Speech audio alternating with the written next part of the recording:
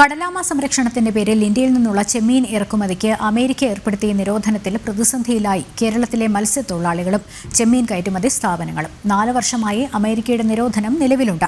ഈ വിലക്ക് നീക്കാൻ കേന്ദ്ര സംസ്ഥാന സർക്കാരുകൾ ഇടപെടണം എന്നാണ് മത്സ്യത്തൊഴിലാളികളുടെ ആവശ്യം. കേന്ദ്ര ഫിഷറീസ് സഹമന്ത്രി ജോർജ് കുര്യനെ കണ്ട് സഹായം തേടാൻ മത്സ്യത്തൊഴിലാളി ഐക്യവേദി തീരുമാനിച്ചിട്ടുണ്ട്.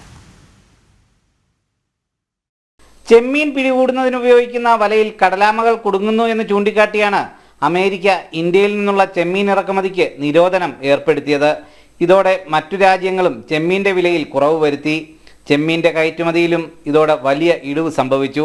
കയറ്റുമതിയിലെ ഇടിവ് സാരമായി ബാധിച്ച നിരവധി ചെമ്മീൻ കയറ്റുമതി സ്ഥാപനങ്ങളുടെ പ്രവർത്തനമാണ് ഈ കാലയളവിൽ നിലച്ചുപോയത്. നിലവിൽ പ്രവർത്തിക്കുന്ന സ്ഥാപനങ്ങളും കടുത്ത പ്രതിസന്ധിയിലാണ്. അപ്പോൾ തികച്ചും അപ്രായോഗികമായ കാര്യം പറഞ്ഞുകൊണ്ട് അമേരിക്കയിലെ സദേൺ ഷ്രിംപ് അലയൻസ് എന്ന് പറയുന്ന ചെമ്മീൻ ഉൽപ്പാദകരുടെ നിർദ്ദേശങ്ങൾക്ക് വഴങ്ങിയാണ് ഇന്ത്യക്ക് മേൽ വിരോധം വരുന്നത്. അതുകൊണ്ട് ഈ വിഷയത്തിൽ ഗവൺമെന്റ് ഇടപെടണം. അമേരിക്കയുടെ വിവേചനപരമായ ഈ നിരോധനം നീക്കണം. ബോട്ടുകളിൽ ടർട്ടിൽ ഇറാഡിക്കേഷൻ ഡിവൈസ് സ്ഥാപിച്ചാൽ കടലാമകളെ പിടികൂടുന്നത് തടയാനാകുമെന്ന് അടുത്തിടെ സന്ദർശനം നടത്തിയ അമേരിക്കൻ സംഘം കണ്ടെത്തിയിരുന്നു. ഈ നിർദ്ദേശം നടപ്പാക്കിയാൽ ഒരു ബോട്ടിൽ ഉപകരണം ഘടിപ്പിക്കാൻ 25,000 രൂപ ചിലവ് വരും.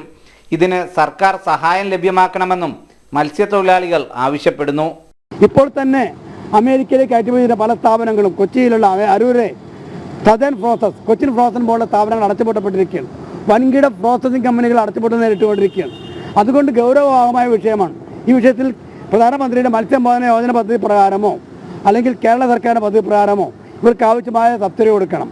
2000 കോടിയിലധികം രൂപ കയറ്റുമതിയിലൂടെ സർക്കാരിന് വരുമാനം ലഭിക്കുകയും 10,000 പേർക്ക് തൊഴിൽ ലഭിക്കുകയും ചെയ്യുന്ന ഈ മേഖലയെ സംരക്ഷിക്കാൻ ഇടപെടൽ വേണമെന്ന ആവശ്യമാണ് ഉന്നയിക്കപ്പെടുന്നത്.